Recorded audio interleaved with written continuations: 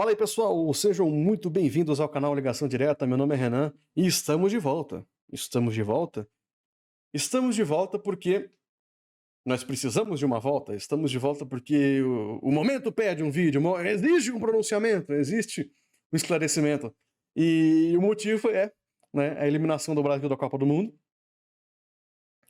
Perdeu para a Croácia nos pênaltis. Um jogo que foi bastante complicado. Mas eu quero falar um pouco hoje sobre a eliminação do Brasil e trazer um panorama mais geral do que causou a eliminação do Brasil, né? E não especificamente falando do jogo, né? E do que aconteceu durante o jogo, mas trazer um panorama geral do que foi o trabalho do Tite, de como foi a seleção brasileira, de como é a seleção brasileira, trazer um pouco também da mentalidade do brasileiro e trazer alguns nomes aí que podem assumir a seleção brasileira agora que o Tite já declarou que não vai ficar, e na verdade fica até dezembro, né? E depois de janeiro a gente tem um novo trabalho se iniciando. Então vamos lá. Primeiro, pra gente falar da seleção brasileira, como eu disse, esse vídeo vai ficar bem longo, tá? E pode ser que eu me enrole um pouco, já é a segunda vez que eu tento gravar esse vídeo, porque é muita coisa que eu preciso falar, né? E vai ficar bastante longo e vai ter bastante corte, né? Porque são muitas informações. Eu tô olhando aqui pra tela porque tem uma cola aqui, né? Pra eu conseguir me localizar. E mesmo assim eu vou ficar perdido, né? Então, eu vou tentar organizar as ideias de forma mais clara possível e falando devagar, né? Sobre o que aconteceu com o Brasil. Então vamos lá. O foco desse vídeo, como eu já disse antes, não vai ser o jogo em si. O jogo do Brasil contra a Croácia, a cobrança de pênalti, o que o Brasil poderia ter feito, não ter feito, durante o jogo. Eu quero falar um pouco mais sobre o panorama geral do trabalho do Tite, o que foi a seleção nessa Copa, a expectativa que o Brasil tinha nessa Copa e o que o Brasil poderia ter feito para passar e para ir além nessa Copa do Mundo, né? Então, para começar, vamos falar sobre eliminação um pouco, né? É normal o Brasil perder para a Croácia? Você me pergunta. E eu te respondo, sim, é normal. Futebol proporciona isso, né? Assim como seria normal também o Brasil perder para a seleção de Honduras, que é uma seleção muito fraca. É normal, é normal. O Brasil num dia ruim pode perder para Honduras. O Brasil pode perder para a seleção do Catar? Poderia perder para a seleção do Catar? Poderia. Num dia ruim e tal, pode acontecer. O futebol proporciona isso. Normal é. Só que assim, tem outra pergunta. O Brasil deveria perder para a Croácia? Não. Não deveria. E aí eu vou dar a minha opinião sobre por que eu acho que o Brasil não deveria perder para a Croácia, né? A primeira coisa que o pessoal levanta muito, principalmente quando o Brasil é eliminado de Copa do Mundo, a geração não é boa. Os jogadores não são bons. O Paquetá joga no West Ham, que não é um time grande. O Richarlison joga no Tottenham. O Rafinha joga no Barcelona, que não é o mesmo Barcelona de antes. E o time não é bom. E na minha opinião, eu discordo disso. Eu acho que o time do Brasil hoje é muito bom. Tecnicamente é muito bom, é muito inteligente, é muito criativo. E aí, não só do meio pra frente, mas do meio pra trás. Nós temos jogadores fenomenais. O Marquinhos é um zagueiro muito bom. O Alisson, o Ederson e o Everton são excelentes goleiros, né? Apesar que muita gente fala que o Alisson poderia ter chegado. O Alisson é um bom goleiro. O Casemiro é um volante excepcional. E aí, para dar um pouco e aí, para dar até sustentação a essa minha opinião, nós podemos pegar a última final de Champions. A Champions é o campeonato de clubes mais forte do mundo. E nós tínhamos 7 brasileiros na final da última Champions. Foi a Champions com mais brasileiros na final da história. Então nós tínhamos do lado do Real Vinícius, numa fase excepcional, a melhor fase da carreira dele. Casemiro numa excelente fase. Militão e o Rodrigo, né? 4 jogadores do lado do Real. E do lado do Liverpool nós tínhamos o Alisson, o Fabinho e o Firmino. O Firmino não foi pra Copa, mas nós tínhamos 7 brasileiros na final da Champions. Todos eles em muito boa fase. E os que não estiveram na final da Champions também em fase boas, como eu já citei o Marquinhos, já citei o Neymar. O Richarlison na seleção, um cara que rende muito mais do que no Tottenham. E parece que ele tem um gosto a mais para jogar pela seleção brasileira, e isso é muito bom, né? Então, na minha opinião, o time não era ruim. E o problema não é a qualidade. E aí até para trazer mais um ponto, a gente pode pegar os que foram do nosso futebol. O Everton Ribeiro, o Everton goleiro e o Pedro, né? E o nosso futebol, o nosso produto interno, o nosso futebol brasileiro também vive uma fase muito boa. Nós estamos já há 4 ou 5 anos dominando a América. chegando os últimos 4 campeões da América, Palmeiras e Flamengo, 2 brasileiros. Em as outras competições, a Sul-Americana, o Brasil também domina, e o Brasil vai muito bem na Sul-Americana, foi muito bem nas eliminatórias. Então, o Brasil vive um momento muito mágico e muito bom. Os jogadores brasileiros vivem um momento muito mágico. E para mim, essa coisa que o jogador tal era ruim, tal, numa geração muito boa, não cola. Para mim, a seleção brasileira tinha um time muito bom e era um dos favoritos para vencer a Copa, indiscutivelmente. Indiscutivelmente seria um candidato, mas para mim também seria um candidato ao título. Era muito claro antes da Copa que os 3 favoritos da Copa eram Argentina, por estar numa crescente e ter vencido a última Copa América, a França, por ser a campeã do mundo e continuar com os jogadores jogando bem, e o Brasil, por ter muitos jogadores em boa fase, muitos novos jogadores surgindo, e ter algumas opções, né? E ter mais opções para poder mudar o jogo, para poder mudar o time. Enfim, tudo isso que eu já disse agora sobre a excelente fase dos jogadores brasileiros, mais o produto interno muito bom. Então, indiscutivelmente, o Brasil era um favorito para vencer a Copa. E até para a gente comparar com os outros, né? Porque quando a gente fala dos favoritos, a gente precisa, numa competição de disputa, numa competição, nós precisamos analisar os adversários. E essa Copa tem sido uma Copa que, na minha opinião, tecnicamente tem sido abaixo. Né? Tem ficado abaixo o nível das outras Copas. Tecnicamente e até taticamente, coletivamente, falando das seleções mais fortes. A gente vê a Alemanha saindo muito no começo, a Espanha saindo, né? Apesar que em 2018 saiu também, mas a gente vê a seleção da Bélgica saindo. E nós temos seleções de menor nível de jogo chegando às fases finais. A gente vê Marrocos chegando, né? Não desmerecendo a seleção marroquina, mas não é uma seleção que tecnicamente tem tanto poder como uma seleção da Alemanha tem, ou a seleção da Bélgica tem, né? A gente vê a seleção argentina, que coletivamente não tem um coletivo tão forte, mas que está chegando às finais da Copa. Então, para mim, essa era uma Copa muito favorável ao Brasil. O Brasil, para mim, era... Eu coloco assim, a Argentina num segundo patamar, mas a França e Brasil, para mim, eram os principais favoritos na Copa, e inclusive, para mim, seriam os 2 finalistas da Copa. Por tudo isso que eu já citei, e por comparação aos adversários. Então, na minha opinião, na minha modesta opinião, para mim o Brasil jogou fora uma oportunidade de ser campeão do mundo, ou de pelo menos disputar uma final de Copa do Mundo. E para mim foi a melhor oportunidade que o Brasil teve nos últimos 12 anos, talvez, ou talvez mais, nos últimos 16 anos, porque 2006 acho que foi a última Copa que o Brasil tinha um time muito bom. De 2006 para cá, para mim foi a melhor seleção que o Brasil conseguiu ter.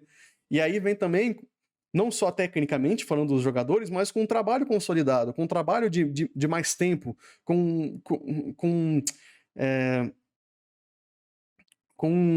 um trabalho do Tite que teve mais tempo para ser maturado, que teve mais tempo para se buscar alternativas, e já vou falar disso, se isso aconteceu ou não. Então, para mim, o Brasil tinha sim, era um dos principais favoritos para vencer a Copa. E essa oportunidade de vencer a Copa, para mim, foi desperdiçada. O Brasil perdeu a chance de ser campeão do mundo, ou de pelo menos disputar a final da Copa, disputar o título da Copa. E é algo a se lamentar. Principalmente pela forma que perdeu, por uma seleção mais fraca, que é a Croácia, do jeito que perdeu, e como perdeu, apresentando problemas que já apareceram antes. E agora esse vai ser a toada da nossa conversa, né? Porque, assim, para falar do Tite, para falar um pouco, a gente vai ter que falar do Tite, a gente vai ter que falar do coletivo da seleção brasileira, nós vamos ter que falar de alternativas que a seleção brasileira apresentou ou deixou de apresentar. E assim, para eu não ser injusto com a análise que eu vou fazer do Tite, eu vou deixar algumas coisas claras. Eu nunca fui um fã do trabalho do Tite, eu nunca fui um fã das ideias que o Tite tem de jogo, mas eu respeito o Tite como um treinador vitorioso, vencedor, da mesma forma que eu não gosto das ideias do Guardiola de jogo, ou das mesmas formas que eu não gosto das ideias do Ancelotti de jogo. E daqui a pouco vocês vão entender porque eu tô citando esses treinadores. Mas eu respeito eles por serem bons treinadores. E aqui eu vou falar de jogo, vou falar de campo. Eu não vou falar se o Tite é um bom gestor, se ele é um cara que deveria fazer isso ou aquilo. No final só eu vou falar um pouquinho disso, mas a toada do assunto agora é campo, é bola, é jogo. E o primeiro eu já deixei claro que eu não gosto do Tite, mas eu vou tentar ser o mais imparcial possível para falar do Tite e tentar apresentar argumentos, né, porque eu acho que o trabalho do Tite não foi bom na seleção brasileira e poderia ter sido melhor. E o segundo critério de avaliação que eu vou usar pro Tite é justamente o tempo, né? Em 2018, o Tite apresentou alguns problemas. Depois a gente vai ver que são os mesmos problemas que o Brasil apresentou agora nessa Copa.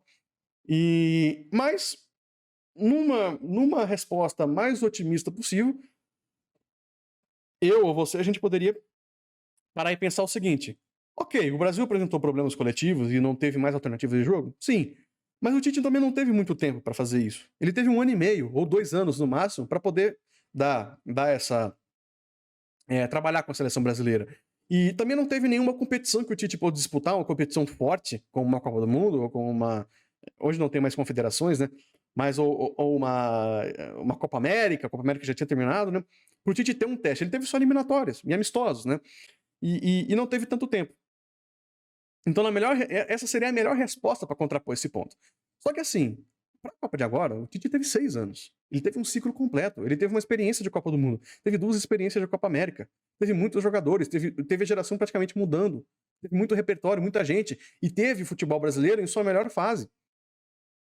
Então, então esse vai ser o meu ponto de avaliação do trabalho do Tite. Né? É o critério de avaliação que eu tenho, que também é o tempo que o Tite teve. O Tite teve 6 anos, teve muito tempo. Então, quando ele teve mais tempo para trabalhar, teve mais alternativas para trabalhar, a gente pode cobrar mais coisas dele, diferente de 2018, onde poderia se cobrar mais fazendo um meia-culpa ou tendo a melhor justificativa possível. Ele teve menos tempo, não teve experiências fortes, né, de competição, etc., que ele pôde testar a seleção e criar novas alternativas, né? Então vamos lá. Pra gente falar do coletivo da seleção brasileira, eu queria primeiro trazer o que o pessoal comentou mais os problemas, né? E aí o pessoal, digo, o público, o torcedor brasileiro comentou. E a principal coisa que eu vi os torcedores brasileiros reclamando é: os laterais do Brasil não passam. Os laterais do Brasil não ultrapassam. Eles jogam em linha, como se fossem zagueiros, né? E os pontas sempre ficam muito sozinhos na frente, né?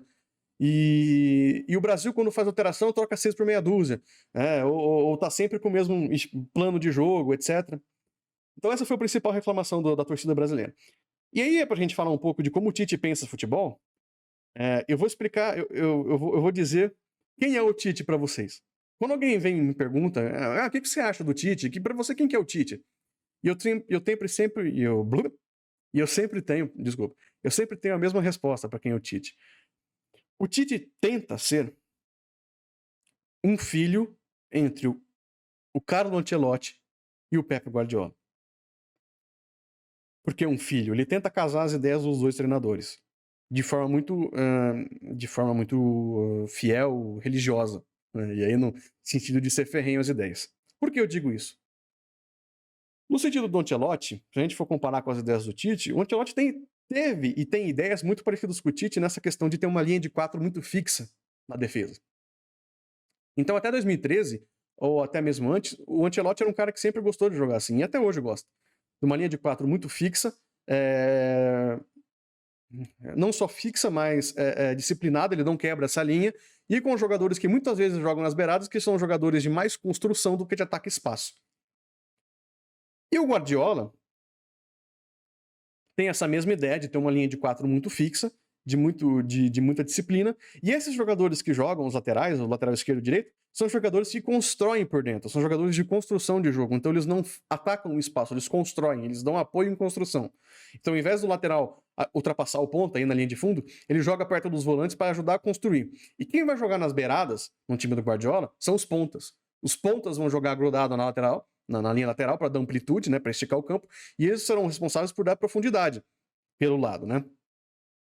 E aí são as 2 ideias que o Tite tem. Só que qual que é o problema do Tite ter essas ideias? Tem algum problema em ter essas ideias? Não, não tem problema. São ideias que funcionam, né? Já vou falar um pouquinho das ideias do Guardiola. Mas não tem problema. O problema é quando o cara só tem essas ideias. E o problema é quando quando ele é muito fiel a essas ideias. Ele é inflexível com essas ideias. E é o que aconteceu com a seleção brasileira. A seleção brasileira não mostrou outra coisa, mostrou só isso, só essas ideias. E aí vem desde 2018. Né? Você poderia também argumentar agora, mas Renan, calma lá, ele jogou com o Militão na direita, ele jogou com o Danilo no lado esquerdo, são jogadores que as características não são essas de ultrapassagem, são de construção, de fato. Só que ele já fez isso em 2018. Ele já fez isso durante os jogos eliminatórios. Em 2018, o Danilo plantado no lado direito, com o Douglas Costa, o William, né? O William e o Douglas Costa aberto pelo lado direito. O Marcelo ultrapassava de vez em quando, porque é o Marcelo, você não tem como jogar com o Marcelo só construindo, então de vez em quando ele ultrapassava por dentro. E o Neymar aberto do lado esquerdo. E aí depois, quando entra o Felipe Luiz, fica muito claro, aquela linha de 4 fixos, os jogadores de lado construindo e os pontas abertos. E o problema dessa ideia, de você só ter essa ideia, é que ela não é a única ideia que funciona no futebol brasileiro, no futebol mundial. Inclusive, essa ideia do Guardiola de ter esses pontas abertos e os laterais construindo, ela não é tão efetiva quanto foi antes. Essa ideia de você ter os pontas abertos, né, para você criar a situação de 1 contra 1, ele pegar o lateral sozinho, partir para cima do cara, driblar e cruzar a bola para a área para criar a jogada. Isso não funciona, porque a partir do momento que isso não funciona, tanto quanto antes, funciona, mas não tanto quanto antes. Porque a partir do momento onde a marcação por zona foi aperfeiçoada e foi melhor trabalhada, esse tipo de jogada foi manjada.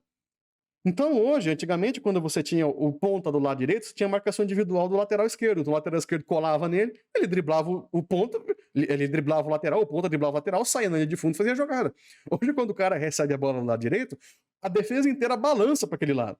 Então ele tem dobra de marcação, ele tem mais gente ocupando aquele espaço. O foco não é mais o jogador, é o espaço. Então o cara fica sem espaço para jogar.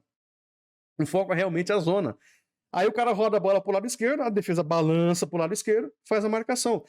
Por isso que muitas vezes, e desde quando o Guardiola assumiu o City, o Guardiola não conseguiu. Aliás, depois que ele saiu do Barcelona, ele nunca mais conseguiu vencer a Champions. Porque é o mesmo roteiro em todo jogo do City em mata-mata de Champions. 2 pontas abertos, laterais construindo por dentro, a bola chega no ponto, o outro time balança pro lado, a bola roda, a bola vai, roda, vai pro outro lado, a defesa balança pro outro lado. E aí anula essa ideia. E o problema é que o Tite, mais um problema que o Tite tem é que ele é muito ferrenho essas ideias. Então, voltando um pouco ao Ancelotti, o Ancelotti sempre gostou muito de jogar com essa linha de 4. Só quando ele tinha um jogador de característica diferente, ele mudava o comportamento.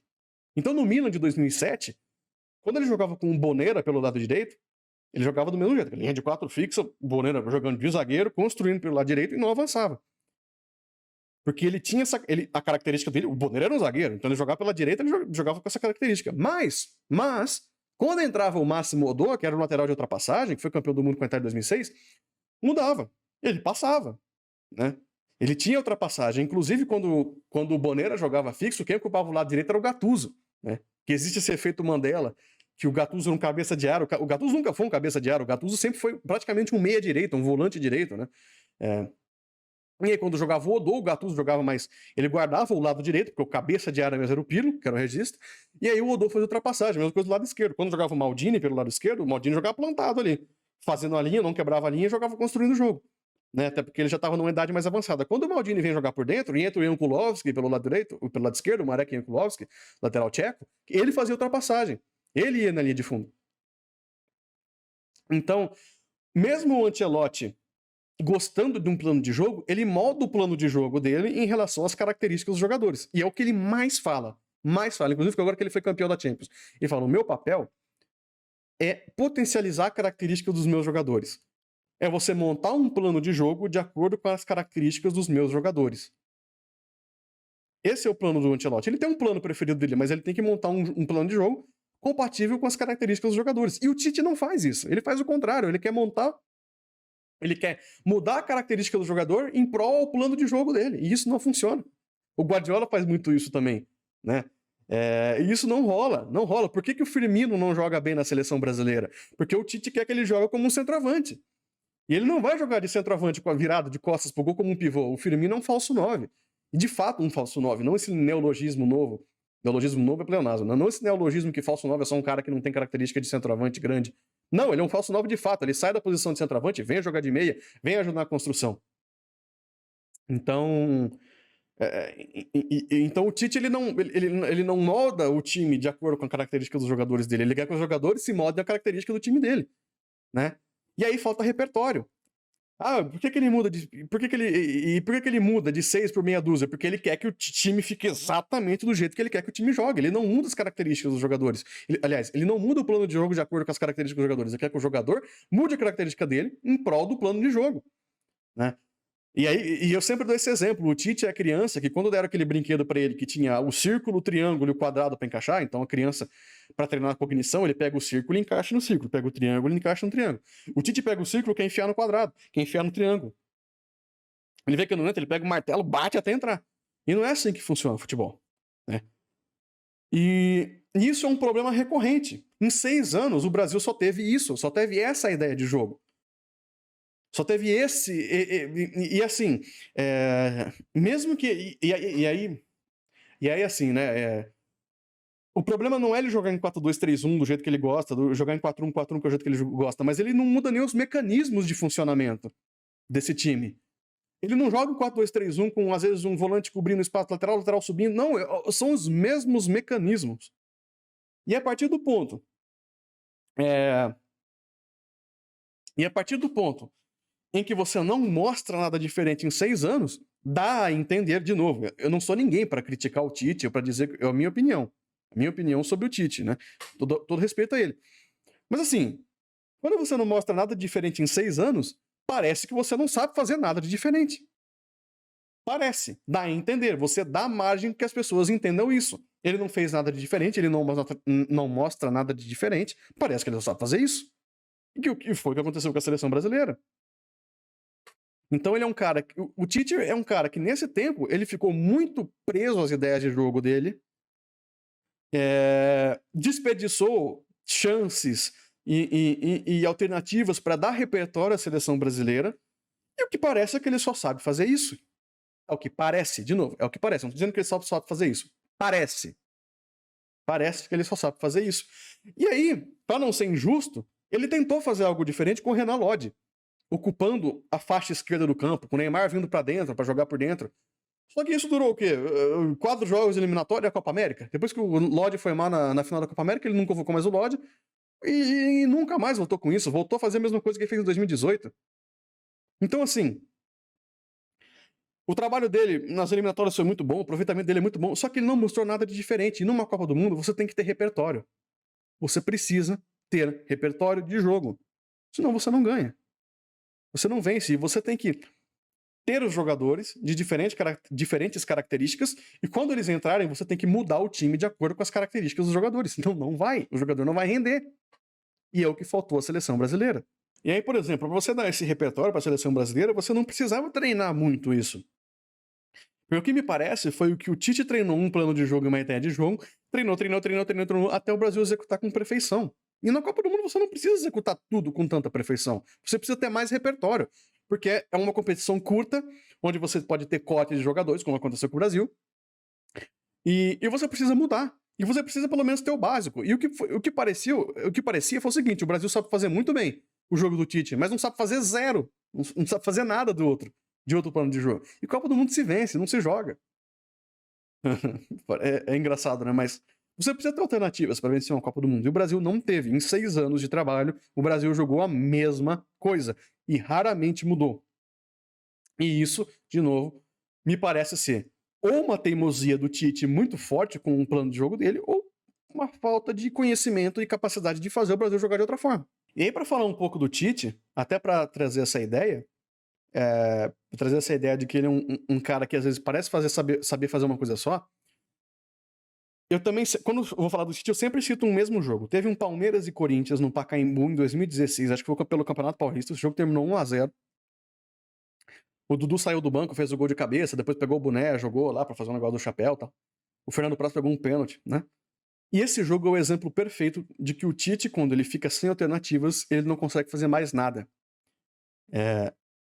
Ele tinha aquele Corinthians que tinha sido campeão brasileiro, não era o mesmo Corinthians, a gente tiveram muitas saídas naquele Corinthians, né? Mas ainda assim era um time muito bom. E o Palmeiras era um time que estava em construção, o Cuca tinha acabado de chegar no Palmeiras, né? Tanto é que era o Campeonato Paulista. E os dois times eram muito parelhos. Tá? Não é porque o Corinthians tinha perdido jogador que era um time pior que o Palmeiras. Não, era um time parelhos. O Palmeiras não jogava a bola que jogou no Campeonato Brasileiro. Inclusive, a estrutura do time era bem diferente, né? do Campeonato Brasileiro. E naquele jogo, o Cuca, que era o técnico do Palmeiras, engoliu o time do Tite. Engoliu. Ele acabou com o time do Tite. Como que o Corinthians, o Tite jogava, como a seleção brasileira também joga? Um lateral, linha de 4 fixa, respeitando, né?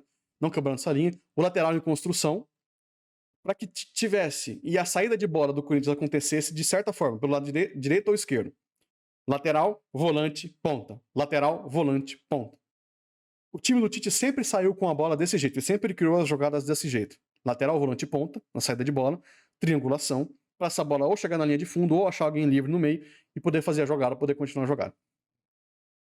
Quando o time do Tite não conseguia fazer isso, ele jogava a bola no centroavante, no pivô. O que o Palmeiras fez do Cuca? O Palmeiras naquele jogo jogou com uma dobra de lateral pelo lado esquerdo, porque o lado direito era o lado mais forte do Corinthians, que tinha o Fagner. E eu não vou lembrar quem que era o meia-direita, se era o Jadson, mas o lado direito do Corinthians era o mais forte. E ele fez uma dobra de lateral, ele jogou com o Egídio e com o Zé Roberto pelo lado esquerdo. E pelo lado direito ele jogou com o Lucas e com o Robinho. E os dois com um compromisso muito forte de marcar as saídas de bola pela direita. E o time do Corinthians não produziu nada naquele jogo. Nada. O pênalti do Corinthians sai com uma falha do zagueiro do Palmeiras. Mas o Corinthians não produziu nada naquele jogo. E aí, quando tentou sair no pivô, o Cuca colocou os dois volantes, os dois zagueiros para marcar o pivô. Então um marcava um corpo e marcava a sobra. Marcava o corpo e marcava a sobra. O Corinthians não produziu nada naquele jogo. E foi naquele momento que eu percebi e tive a ideia, ou pelo menos o primeiro pensamento que talvez o Tite não saiba fazer outra coisa. Talvez ele só saiba fazer aquilo que ele quer, ou ele gosta muito do que ele faz e não quer fazer outra coisa. Então, se você puder achar esse jogo, se você puder procurar esse jogo, Palmeiras e Corinthians, procure e assista esse jogo se você quiser entender mais como os times do Tite funcionam, né? Então, assim, pode parecer um pouco de oportunismo querer jogar toda a culpa nas costas do Tite de novo. O Tite não entra pra bater pênalti, o Tite não entra pra pegar pênalti, o Tite não entra pra fazer cera, faltando 5 minutos pra acabar o jogo. E eu vi muita gente falando assim, o Brasil tá sendo... O Vitor Sérgio Rodrigues falou, o Brasil tem sido eliminado pelo acaso. É a bola que não é do Felipe Melo com o Júlio César em 2010. 2014 foi uma catástrofe, né? Teve vários acasos. 2018 foi a bola do Renato Augusto, do Neymar, que não entrou, o gol contra do Fernandinho, agora foi a prorrogação, o gol, a bola batendo no zagueiro. Então o Brasil tem sempre sido eliminado, tem sido eliminado pelo acaso, né? E a gente pode dizer que sim, tem sido eliminado pelo acaso, sim, mas a gente pode evitar o acaso, né? E a questão é, o Brasil deveria ter mais alternativas de jogo, como eu disse de novo, gente, eu não quero que não seria necessário, não seria necessário que o Tite mudasse de 4-1 para 4-1 para 3-5-2. Vou botar o Alisson de centroavante, não. Ele não muda nem os mecanismos de saída de bola da seleção brasileira, é triangulação pelo lado. Ele não mudou nem isso, ele nem fez ultrapassagem pro lateral. Quando ele teve. E de novo, ele leva dois laterais da mesma característica do lado direito. O Danilo e o Daniel Alves, dois laterais de construção por dentro. Daqui a pouco eu vou falar um pouco mais sobre característica, que é algo que foge um pouco ao Tite. Mas assim, ele não mudou nem os mecanismos de jogo. Em 6 anos, ele teve muito tempo para tentar. Ele teve muito tempo, ele teve a experiência já de Copa do Mundo, ele poderia ter mudado e não mudou. Então, assim, o Tite é o único culpado pela eliminação do Brasil na Copa do Mundo? Não, não é. Mas eu acho que ele é um dos principais responsáveis pela eliminação do Brasil. O Tite fez um trabalho muito competente, mas não foi um trabalho muito bom, como todo mundo fala que foi muito bom. Para mim, o trabalho do Tite foi um trabalho razoável. Ele fez o que ele sabia fazer, mas só fez aquilo, né? Então, sobre o Tite, é isso. Eu acho que... assim, e mais uma questão, o vídeo já tá enorme. Sobre ele ter... o pessoal comentou muito, né, sobre o Tite ter... depois do pênalti que o Marquinhos perde, ele ter deixado o time em campo e ter ido pro vestiário. De novo, eu não conheço o Tite, eu não sei como... não sou amigo do Tite, eu não conheço ele, não sei como ele se comporta, então eu vou falar do aspecto somente de líder. Eu não vou dizer que o cara não pode fazer isso, eu vou dizer que eu não gostei do que ele fez. Não gostei porque para mim não é uma atitude de um líder, principalmente numa derrota de um time. E aí na coletiva ele deu uma resposta assim, eu não fui... Eu fui coerente, eu fui ao vestiário, eu fiz isso porque eu fui coerente com o que eu fiz. Quando eu ganhei, eu também não fui cumprimentar os jogadores no campo, eu também desci direto ao vestiário. Ok, mas quando você venceu, ninguém precisa de apoio. É que nem o Abel Ferreira fala. Muitas vezes. Eu não preciso de ajuda quando eu tô ganhando. Quando eu tô ganhando, todo mundo tá me apoiando, todo mundo tá gostando. Eu preciso de ajuda quando eu tô mal. Então, se ele não. Então não existe essa falsa simetria dele, de que porque ele não faz na vitória, ele não precisaria fazer na derrota. Precisaria sim. Porque o time brasileiro é um time de menino. São jogadores jovens. E mesmo que não sejam jovens, são jogadores. São seres humanos, são pessoas. E ele é o comandante, ele deveria ter ido lá, pelo menos, falando, beleza, pessoal, valeu, fizemos. Sabe, pelo menos alguma coisa. Eu não gostei do que ele fez. Não tô dizendo que é errado ou certo, do ponto de vista racional da coisa, ou do ponto de vista objetivo. Eu não gostei do que ele fez. Pra mim, não é uma atitude de líder, uma atitude de um treinador. E que nem eu falo, você tá de. Que nem eu falei, né? E ainda mais no contexto que ele fez isso, né? Se ele faz isso numa partida de eliminatórias, né? Num amistoso, vai lá, amistoso, eliminatório, vai ter outro jogo na semana que vem, ele vai jogar de novo, sabe? Então, assim, é algo circunstancial, mas ele não podia ter feito isso numa eliminação de Copa do Mundo, onde esses jogadores esperam 4 anos ou a vida inteira para jogar esse jogo, e ele larga o time no campo e vai embora, sabe? E aí depois, em que ele fala na coletiva, meu trabalho tá feio, eu tô de consciência limpa, assim, parece que ele cagou pros jogadores. a expressão é bem essa mesmo, parece que ele não ligou, ele falou, meu trabalho tá feito, cada um com seus problemas. Essa é a impressão que deu. Então não foi uma atitude legal o Tite ter deixado os jogadores em prantos no campo, tristes, e ter descido pro vestiário. E os jogadores brasileiros tiveram que ser consolados pelos jogadores da Croácia, né, pelo adversário. O Brasil, o Neymar teve que ser consolado pelo filho do Perisic, né? Se não for nem o jogador, foi o filho. Sabe? Então não gostei dessa atitude do Tite, acho que não é uma atitude legal que ele poderia ter. E eu vou falar agora um pouco, eu já tô com 30 minutos de vídeo, eu disse que o vídeo ficaria longo. Eu quero falar um pouco sobre a mentalidade do futebol brasileiro. Falamos de Tite, né? Então acho que o assunto do Tite tá encerrado. Eu vou falar um pouco o que o Brasil precisa fazer, o que o Brasil precisa mudar para a próxima Copa. Como eu disse, o time é muito bom, esses jogadores vão evoluir, só que para o Brasil ser campeão em 2026 ou em 2030, nós precisamos de uma mudança, e é uma mudança de mentalidade de futebol. O brasileiro precisa mudar a sua mentalidade de futebol. Vão fazer já 24 anos que o Brasil não vence a Copa, porque agora a gente já vai para 2026. Então o Penta vai fazer 24 anos em 2026. E nós precisamos urgentemente de uma mudança de mentalidade do futebol brasileiro. E o que é essa mentalidade? O brasileiro precisa entender que não tem problema um time colocar 10 jogadores na frente da área e defender o resultado. O brasileiro precisa entender que muitas vezes a gente pode sim ter um centroavante grandão, desengonçado. Olha onde a França tá com o Giroud. O Giroud não é o Romário, o Giroud não é o Ronaldo, mas ele é competente. E o futebol de hoje pede esse tipo de jogador. Então, esse é um tema muito amplo, então que eu só vou dar uma passadinha de assunto por cima, porque ele é muito amplo, porque essa falta de mudança de mentalidade leva a outro problema, não só a corneta do jogador, mas leva a um problema de formação de jogadores. Porque a partir do momento onde você desvaloriza uma característica em prol da outra, então, por exemplo, na cabeça do brasileiro, o centroavante tem que ser o Romário, não pode ser o Giroud. Quando chegar na Copa, você vai precisar de um Giroud no seu time e você não vai ter. Então o Brasil hoje não tem centroavante alto, grande, forte. O Brasil não tem. Pelas características biológicas, é normal o Brasil não ter. Sim, é normal não ter. Mas eu sempre dou também o mesmo exemplo. Pega a quantidade de zagueiro ruim que o Brasil tem no futebol brasileiro. Tem muito zagueiro ruim.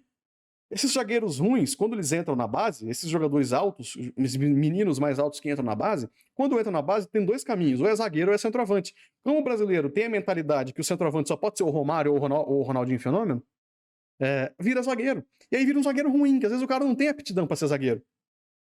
E tem mais aptidão para ser centroavante. E aí ele poderia ter sido melhor lapidado para ser um centroavante. E a gente não ter só o Pedro, que é um grande jogador, não tô desmerecendo, mas a gente poderia ter mais alternativas ao Pedro, né, para jogar a Copa do Mundo.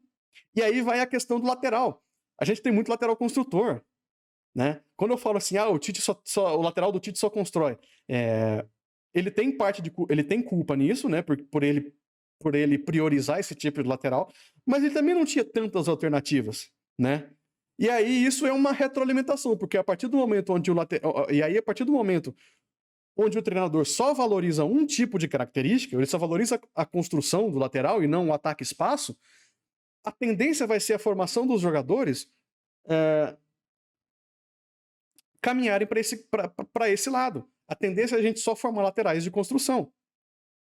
Onde tem vai ser um paralelo forte agora, mas que funciona. A demanda vai ser para que exista cada vez mais laterais de construção, já que o valorizado é o lateral de construção, porque o técnico da seleção brasileira tem a mentalidade onde o lateral só constrói e não ultrapassa, a gente só vai formar lateral de construção. Olha o Gabriel Menino. O Gabriel Menino no Palmeiras era um meia e foi jogar na lateral para ir para a seleção. Ele fez 1 ou 2 jogos na lateral no profissional e depois continuou jogando no lateral porque o Tite começou a observar ele. Aí o menino, que era um bom meio-campista, foi virar um lateral razoável, mediano. Então nós temos que mudar a nossa mentalidade, que futebol se joga de outras formas também, até para não prejudicar a nossa formação de atletas. Então a gente pode ter sim centroavante alto, a gente pode ter sim lateral que ultrapassa, a gente pode ter mais Rodinei, a gente não precisa ter um monte de maestro júnior, a gente pode ter um Rodinei de vez em quando, pode ter um Mike de vez em quando. O Brasil tem muito maestro júnior, tem pouco Hakimi, tem pouco Theo Hernandes, que são laterais que vão até o fundo, que atacam espaço, né? E aí você perde também você perde repertório, você não tem jogadores que podem dar esse repertório, que dão essa opção de jogo. De novo, não estou dizendo que isso é o motivo do Tite ter feito isso, porque, de novo, quando você tem uma demanda muito forte por esse tipo de jogador, a tendência vai ser que o mercado se adapte para te oferecer esse tipo de jogador. O futebol se adapte para te oferecer isso, porque a demanda é muito grande, né? Mas nós precisamos mudar essa mentalidade, né? E outra mentalidade que a gente precisa mudar, e aí já é um amplo geral, gente, Copa do Mundo não é para dar show. A gente não precisa para Copa para dar show. Se a gente tivesse feito 1-0 e jogado os 10 jogadores atrás da linha da bola para defender o resultado, o Brasil estava na semi. Mas não, foi atacar. Foi dar show. Foi querer fazer o segundo gol. E isso é algo que está dentro da cabeça do jogador, porque isso é a cultura do jogador. A gente precisa mudar isso. E aí, quando eu falo em mudança de mentalidade, tem gente que já vem falando: você quer tirar a essência do futebol brasileiro, você quer tirar o drible. Não, a gente tem que aliar o drible com a condição física. A gente tem que ter o Mbappé, né, entre aspas, driblando pela ponta para cruzar para o Giroud fazer o gol. Né? A gente precisa de tudo, a gente precisa de tudo um pouco, a gente precisa de repertório, a gente precisa de mais opções. Nós precisamos mudar a mentalidade do futebol brasileiro. E de novo, como eu disse, Copa do Mundo se ganha, não se joga. Você não vai pra Copa da Show, só pra ganhar. Como disse, eu não vou poder pesquisar agora, mas não sei se é Mandela também isso aí, mas dizem que tem uma clássica frase do Paulo Rossi, né, que foi o carrasco do Brasil em 82, que foi: o Brasil veio dar show e a gente veio pra ganhar. Né? Que para mim o 7-1 não foi o maior tapa na cara do futebol brasileiro em questões de mentalidade de jogo. Para mim foi a Copa de 82, a eliminação para a Itália, né? E aí tem essa suposta frase, eu não vou poder pesquisar agora, né, que o Paulo Rossi disse: eles vieram para dar show, a gente veio para ganhar. E o Brasil tem que entrar na Copa para ganhar, não para dar show, né? E o Brasil também precisa mudar um pouco essa mentalidade, ser um pouquinho mais pé no chão, né? Não tem muito a ver agora com o campo essa parte, mas é um apelo que eu faço, né? E como eu disse, é uma discussão maior que a gente tem que ter, e eu não vou me aprofundar muito nisso. Para finalizar o vídeo, que já está perto dos 45, vai ter um tempo de jogo, hein? Vamos falar dos nomes que podem assumir a seleção. E aí é polêmica, né? E aí é de complicado porque, assim, existe essa discussão que o técnico agora precisa ser estrangeiro, porque assim, existe uma máxima no futebol brasileiro que o Tite é o melhor treinador do futebol brasileiro. Já que ele é o melhor treinador do futebol brasileiro e não conseguiu passar por esses adversários, nós precisamos então trazer um estrangeiro, porque já que o melhor do nosso não conseguiu, vamos trazer de fora. E eu discordo. Para mim, o Tite não é o melhor treinador do futebol brasileiro. Dentro de campo, de novo, vamos falar de campo agora. Para mim, o Cuca é melhor que o Tite. O Cuca tem mais alternativas de jogo, tem melhor alternativas de mecanismos de jogo. O Cuca tem ideia de jogo dele, mas ele tem repertório para poder dar mais opções de jogo a um time de futebol que o Tite. Então, para mim, o problema não é nacionalidade, o problema é ser competente ou não e de novo, não estou dizendo que o Tite é incompetente, mas ter mais competência para dar mais repertório de jogo ao Brasil e também mudar um pouco dessa mentalidade, né? Trazer um pouco dessa visão. E aí, o ideal seria um estrangeiro, porque ele traz a mentalidade de fora, né, do futebol europeu, e também por ser, entre aspas, mais competente que os brasileiros. Não acho que seja verdade. Eu acho que competência não depende de nacionalidade. Só que aí qual que é o problema do Cuca assumir a seleção brasileira? O Cuca dentro de campo é um puta técnico, mas fora de campo ele é um cara que não se dá bem com um elenco, que às vezes se mostra desinteressado para treinar os times, não gosta de trabalho a longo prazo, então não seria uma opção tão viável. Algumas pessoas falam do Fernando Diniz, e com todo o respeito que eu tenho ao Fernando Diniz por ser um profissional de futebol, para mim o Diniz não tem tamanho para ser técnico da seleção brasileira, e o Diniz é um cara que também é um cara que é muito fiel às suas ideias de jogo e não muda nem a pau. Né? E, de novo, a gente precisa de repertório. Mudar o Tite pelo Diniz, a gente só mudaria a mesma coisa que tá fazendo, só que muda o que tá fazendo. Só que ainda assim continuaria fazendo uma coisa só. Para mim, o Diniz não se cogita na seleção brasileira. O Renato Gaúcho é um cara muito bom de grupo, só que muitas vezes ele gosta de trabalhar com jogadores de comportamento e de técnica discutíveis, e o Renato também não vive a melhor fase da carreira dele. O Dorival Júnior, para mim, também não mostrou muita coisa para ser técnico da seleção brasileira. A gente tá falando da maior seleção do mundo, com os melhores jogadores do mundo. E aí sobra os estrangeiros, né? Quanto aos estrangeiros, falaram o nome do Abel Ferreira. Eu acho que o Abel, sinceramente, não tem tamanho para assumir a seleção por conta da sua carreira, mas o Abel é muito competente para treinar a seleção brasileira. O Abel tem muito repertório de jogo. O Abel é muito inteligente. O Abel é muito compromissado. Ele seria o nome ideal para assumir a seleção brasileira? Seria um dos nomes ideais para assumir a seleção brasileira. O problema é o tamanho dele, né, para poder assumir a seleção brasileira, um cara que acabou de ser campeão pela primeira vez há pouco tempo, no profissional, né? E aí também as consequências de você trazer um cara como o Abel para a seleção brasileira. Assim, se o Abel já sofre com meia dúzia de corneteiros que o Palmeiras tem, porque o Abel joga com linha de 3, o Abel faz isso, imagina os 200 milhões de pessoas, 210, vendo o Abel fazendo uma linha de 6, defendendo um jogo. Vai dar trabalho, né?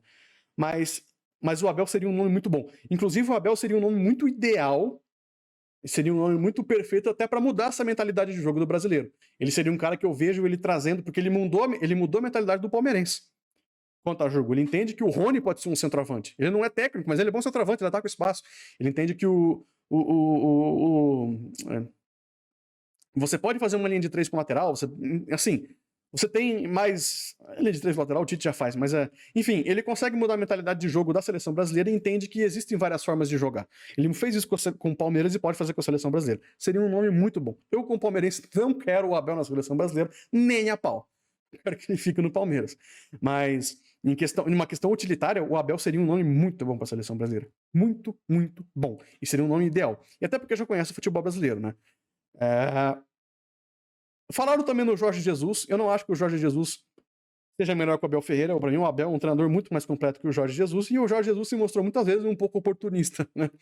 Nas oportunidades de jogo que ele tem. Então, eu não confiaria no Jorge Jesus como treinador profissional, né? Dentro de campo ele é um bom treinador e tal, mas fora de campo não sei se ele seria um bom treinador para a seleção brasileira.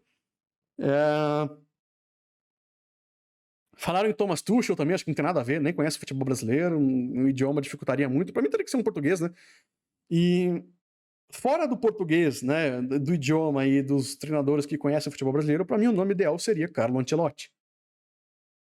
O Ancelotti tem ideias muito semelhantes às do Tite, como a gente já viu, só que o Ancelotti, de novo, ele é flexível, ele tem repertório e ele é um cara muito experiente. Ele é um cara com muito estofo.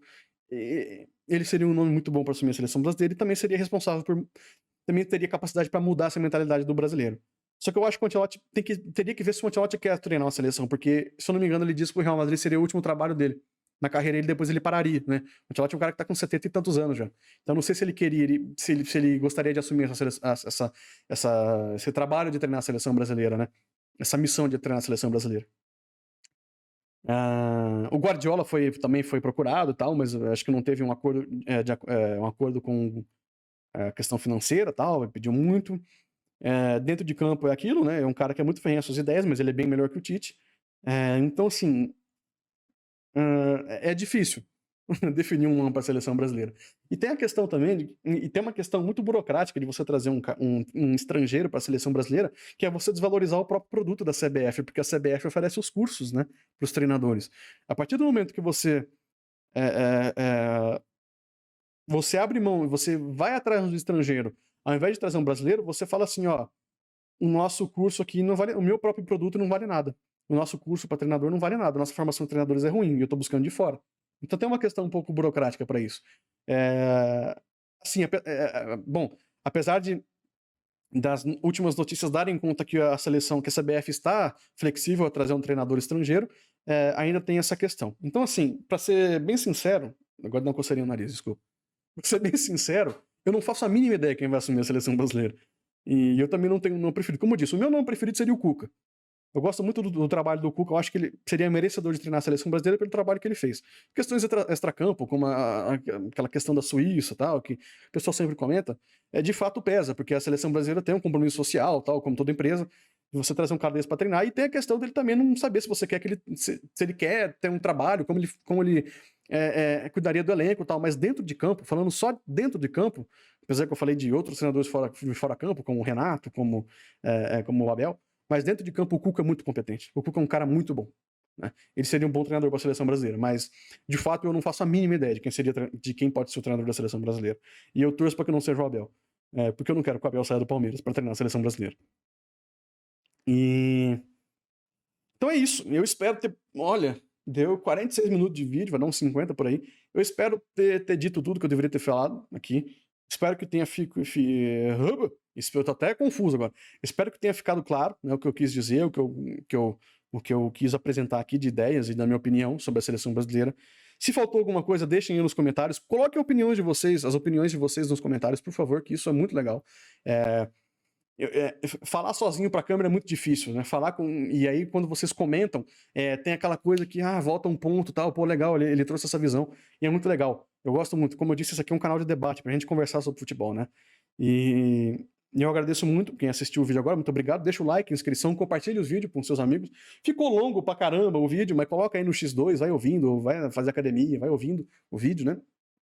Que eu acho que ficou bem legal, ficou bem claro, e eu consegui falar de bastante coisa. Como de novo, deixa o like, deixa seu comentário, suas opiniões. Eu não sei se eu vou gravar outros vídeos pro canal, eu gravei isso aqui justamente pela eliminação do Brasil, mas talvez eu grave outros vídeos para falar sobre o campeão, sobre a Copa, trazer um panorama geral. Eu não vou assumir esse compromisso, mas talvez tenham mais vídeos aí no canal Ligação Direta. Espero que vocês compreendam. E é isso, muito obrigado. Deixem o like de novo. Muito obrigado pela participação. Deixem os comentários, opinião, quero a opinião de vocês aqui. E aí, críticas, sugestões, tudo isso. Aquela coisa de terminar o vídeo, que eu não sei fazer. Muito obrigado, até mais, tchau.